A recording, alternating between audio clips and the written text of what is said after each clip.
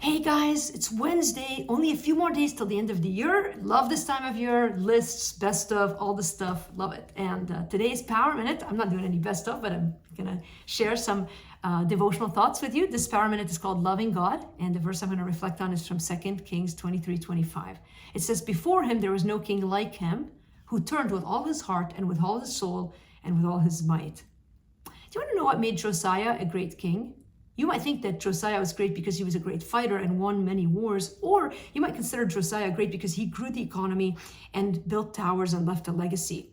Now, while all these activities are impressive to most people, what God considered the greatest thing that Josiah ever did was that he turned to the Lord with all of his heart, soul, and might.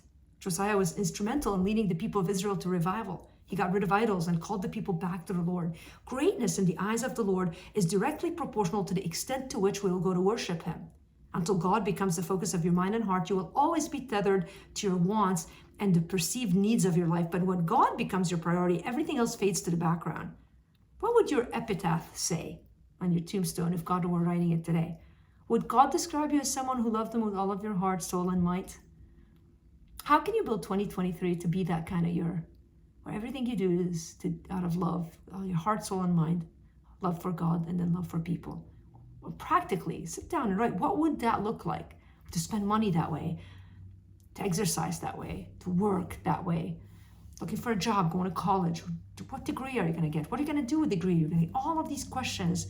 How would it look to do that in light of the Lord and loving him?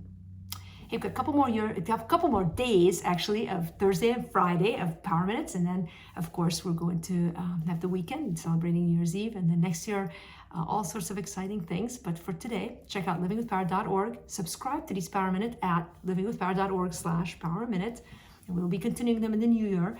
And in the meantime, click the like button, subscribe, and keep following this ministry. Love you guys.